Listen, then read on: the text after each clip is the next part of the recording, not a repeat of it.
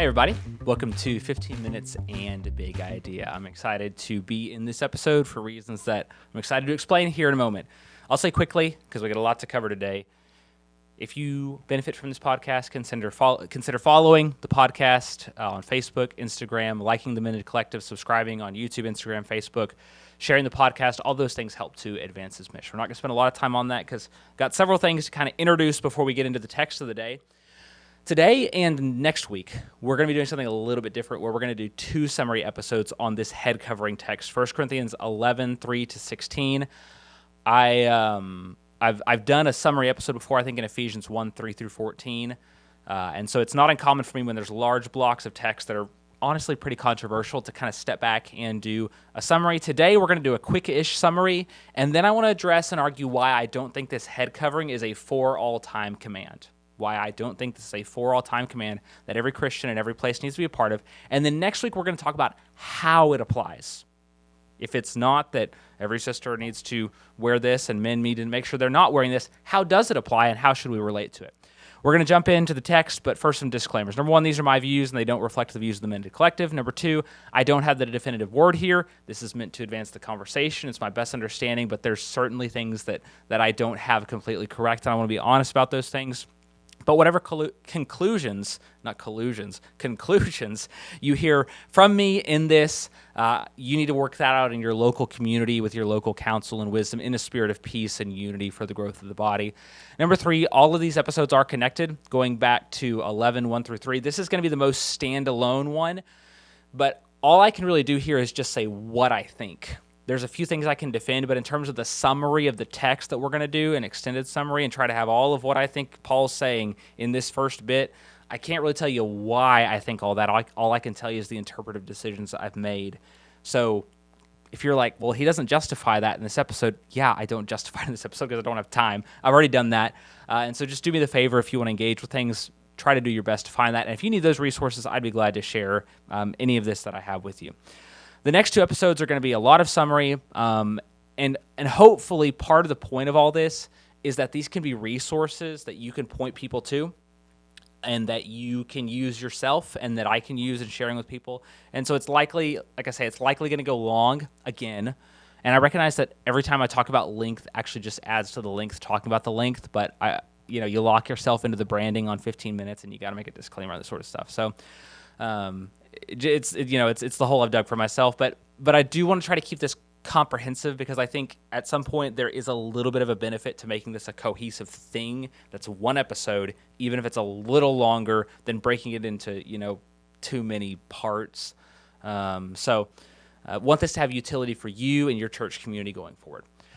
Today we're going to read all of 1 Corinthians 11, verse 3 through 16. Get that in our minds and in our hearts. 1 Corinthians 11, 3 through 16. But I want you to understand that Christ is the head of every man, and the man is the head of a woman, and God is the head of Christ. Every man who has something on his head while praying or prophesying disgraces his head, but every woman who has her head uncovered while praying or prophesying disgraces her head, for it is one and the same as the woman whose head is shaved. For if a woman does not uncover her head, have her also cut off her hair. However, if it is disgraceful for a woman to have her hair cut off or her head shaved, have her cover her head. For a man should not have his head covered, since he is the image and glory of God, but the woman is the glory of man. For man does not originate from woman, but woman from man. For indeed, man was not created for the woman's sake, but woman for the man's sake. Therefore, the woman ought to have a symbol of authority on her head because of the angels. However, in the Lord, neither is woman independent of man, nor is man independent of woman. For as the woman originated from man, so also the man has his birth through the woman. And all things originate from God. Judge for yourselves. Is it proper for a woman to pray to God with her head uncovered? Does even nature itself not teach you that if a man has long hair, it's a dishonor to him? But if a woman has long hair, it's a glory to her? For her hair is given to her as a covering. But if anyone is inclined to be contentious, we have no such practice, nor have the churches of God. Since we've had that extended reading, we'll abbreviate the introduction and the reminders and just say that Paul spends the first 4 chapters of this book re-cementing the church in Corinth in the foundation of the gospel. The next several sections serve as vignettes and case studies episodes for what it means to have a community that's shaped by the gospel. This is the background for church discipline in chapter 5, lawsuits in chapter 6, as well as sexual immorality. and that transitions to a discussion of marriage in chapter 7. Chapters 8 through 9 deal specifically with food offered to idols, but more generally, the need to deny one's rights for the benefit of others. To this, we come to chapter 11, which I place in that greater context of chapter 10. As we mentioned, today we'll give a complete but quick exposition of this section and address the question, are head coverings a command of God today? I've already spoiled the plot, and I'll spoil it again by citing our big idea, which is head coverings are not transcendent. Head coverings are not transcendent. Our supporting ideas are, number one, what is Paul saying? Number two, the context assumes culture. And number three, there's systematic problems. What is Paul saying? The context assumes culture, and there are systematic problems. Paul, context, and systematic. As we mentioned, I want to try to give a concise but robust interpretation of this text. I won't defend everything, as I mentioned. If you want the arguments and reason, go check the pertinent episode. Verse 3, the word head means to have authority, as opposed to some modern definitions of just source. Thus, Christ has authority over every male. A husband has authority over his singular wife, and God has authority over Christ. This shows that authority is a matter of role, not of value or essence. Head coverings become a symbol of this. These are like a hood or loose bits of fabric that you would pull over in times of need. They didn't hide the entire face, but covered essentially the back of the head, leaving some of the front of your hair and your face visible, and also if you had any hair hanging down, it might be visible as well. Paul is saying that men should not wear these when praying and prophesying, while women should. For women, this does not mean that the praying or prophesying was necessarily happening in the assembling, but would include informal settings. Now, obviously, if a woman is praying and joining in along with the public prayer, she would do this, but it doesn't mean that she's particularly leading these activities in that setting. We'll talk about that in chapter 14 a little bit later. For a woman who refuses to do this should just shave her head altogether. But if that's a shameful thing, she should just wear this covering. I argue that Paul is using hair to demonstrate duplicity because it demonstrates their desire to hold to the custom that makes them look good while throwing off the custom that would honor their husbands. That is, they wear hair and they don't want to be shaved because it's shameful. And so the way they present themselves really does matter in that case. Paul then argues from creation that while men are in the image of God, women also have the role of honoring their husbands as their head, and thus their physical dress should reflect that created order.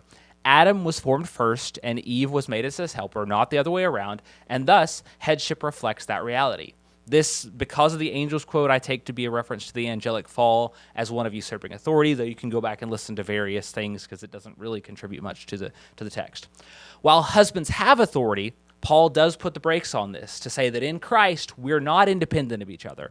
This is manifestly obvious in reproduction, that males are birthed by their mothers, and so men nor women should think of themselves as superior, but Paul is putting them forth as playing complementary roles in creation and in the church more generally.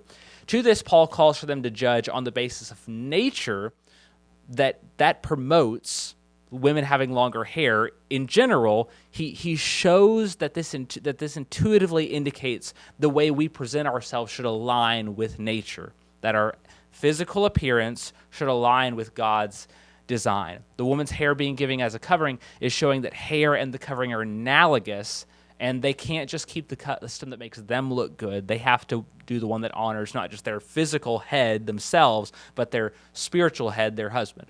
Finally, Paul calls them to reject contentious people because the churches have no such practice or no other practice, where I kind of haven't decided which way I actually land, but it's I don't think it contributes a lot to the interpretation. Okay, so that's what I think Paul is saying to these group of people in their time. These are the expectations he has for them for these lists of reasons. So that brings us to this question of bindingness. And in a lot of ways, this is really where the rubber meets the road and where we have a lot of questions and there's a lot of confusion and a lot of the anxiety around the text is, do I need to start doing this? You might read this and you think, should sisters be doing this? And it's like, I'm reading this and I'm like having a bad Saturday because I'm like, what am I going to tell my wife that I end up thinking about this sort of thing? That's sort of the baggage we bring to this text, that we've got to be careful that we don't let it blind us to see what it's really saying. And we've got to be careful that we don't allow the fact that this is a foreign practice to enter the text with blinders where we look to excuse ourselves in our modern practice when perhaps it really is the will of God. But as I say, I do think there are plentiful textual reasons to show that Paul is doing something else. He is drawing on a cultural understanding throughout this text. I think that's an important thing to say because so many things he mentions here, there are somewhat transcendental. And in fact, the strongest argument for our sisters continuing to wear head coverings in religious activities, especially prayer being the major one with prophesying having ended, is undoubtedly the assertion that Paul roots head coverings in the created order, that there's so many references to the image of God and nature and church practice. There's so many references here to that seems to indicate why a person would want to do this. And a lot of times when people argue from culture, it's just this hand wave like, well, it's just culture. It's just culture. It's just culture. And the thing is, like, I can't just write off, especially things that are rooted in creation. I can't just write them off and say, well, it's culture because I don't want to do them. That's not an option. So what is going on contextually? If we read carefully, Paul is not necessarily, I don't think, for various reasons in this text and things we'll see momentarily, especially with the systematic problems, that Paul is not rooting the head coverings in the created order, but he's rooting the headship in created order. Complementarian principles, and then also to some length, hair length in the created order. These are natural. First, notice there are specific examples in this text that are inherently cultural. Paul is drawing on a cultural understanding. In verse 6, Paul gives a hypothetical. If it is shameful for a woman to be shorn, let her cover her head. If head coverings are a transcendental requirement analogous to hair length, which is natural, if head coverings are transcendental, then it doesn't actually solve the problem here, right? Shaving doesn't solve anything if head coverings are that. It can't be, that the hood covers the hair because it's exposed, right? So what am I saying? You can't say, well, you need to cover your head because you can't have your hair seen. And that's just not what's going on here, because the hair is still seen. So the head covering is not about covering the hair. It's got to be about something else. It's got to be about covering the head. It's this physical symbol of doing this. And so Paul's provision that if they won't wear a head covering, they need to just shave their heads, unless it's shameful, that doesn't actually solve the problem if head coverings are a transcendental reality. It doesn't solve the problem. So what problem is it solving? Well, if we look at this phrase, if it is shameful, is an inherently cultural provision. It's an inherently cultural provision. What is shameful, good or bad, is determined by the culture around us. Now, there's things culture should find shameful, but the hypothetical that it could be or not be shameful as a provision there is that. Next, Paul says that long hair is a matter of glory or dishonor for men or women, respectively. However, I do want to note there is no mention of what is long or short. That is a matter of perspective. And his point seems to be that men generally have shorter hair than women, but culturally, that is culturally determined. The difference in male hair length and female hair length, that's transcultural, but the notion of how long is long or how long is short, that is something that cultures decide for us. There have been times in American history where these sensibilities change about what is long hair for a man, what's short hair for a man. Facial hair, these sorts of things change with time, and we have to adapt with them. Also, I want to say I do take this section, as I mentioned, to be an extension of the principles in chapters 8 through 10, which are all about manifesting one's liberties in a way that leads to edification in the cultural setting and the blessing that is.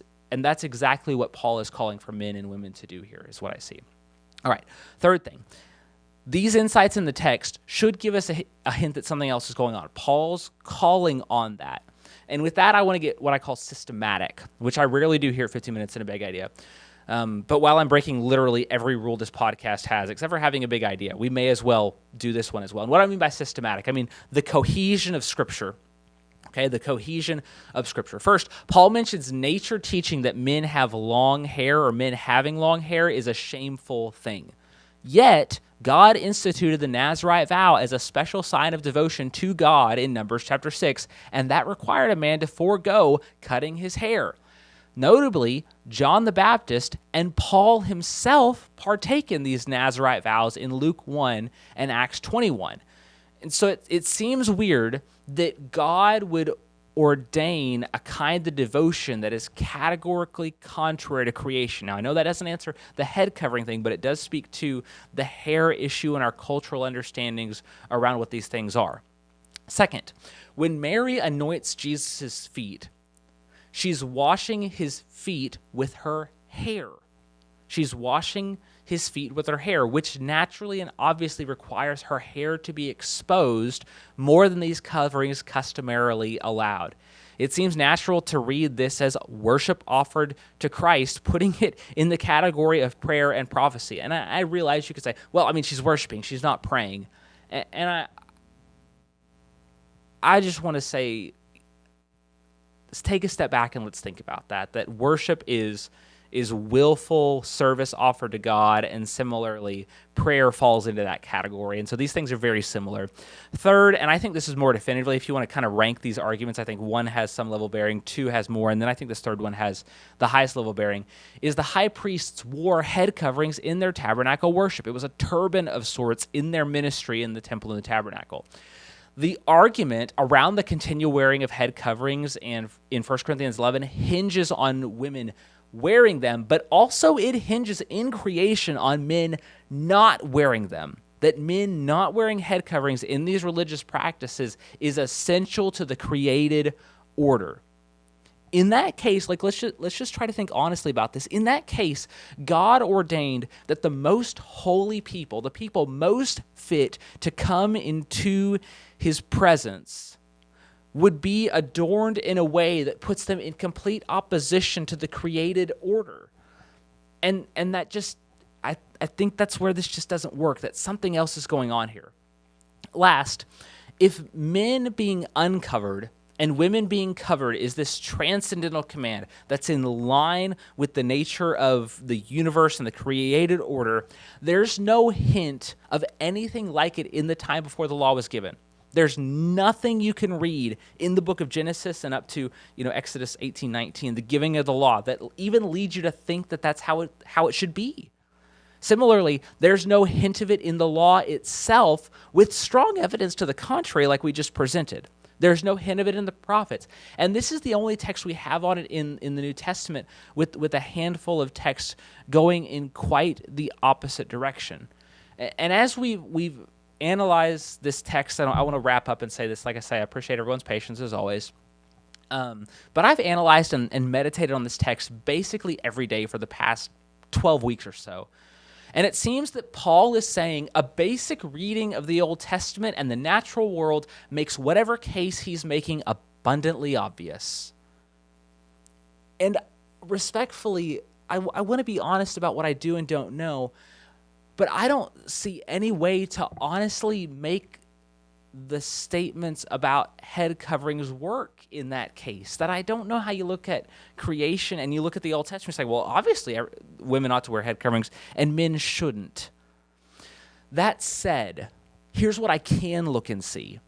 What I can look and see is I can look at the natural world and I can see there are biological differences between men and women. And they play different roles and they play different functions. I can see that they're not the same in various ways. The natural world makes that very clear. Also, I can look at the Old Testament and see the principle of headship, starting in the very first pages of the Bible, with husbands leading and men leading worship more generally by being the priests. And so to me, it seems more obvious that Paul is grounding that men and women complementary to each other in creation and the headship of husbands in the Old Testament. That seems to be what he's rooting that's obvious. And in this case, these head coverings become a cultural expression of that reality. The Corinthian women were happy to keep the cultural expression of honor with their hair, but at least some of them were unwilling to wear head coverings as a cultural expression of honor to their husbands. And that really brings us to what I think the issue is here, is that there's this cultural expression of honor, of being in submission under authority to someone.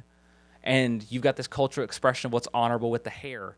And the Corinthian women want to throw off the one that brings honor to their husband and keep the one that brings honor to them. And in some sense, they can have both, but they must have both.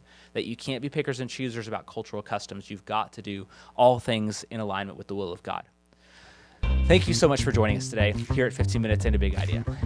Today's big idea: head coverings are not transcendent.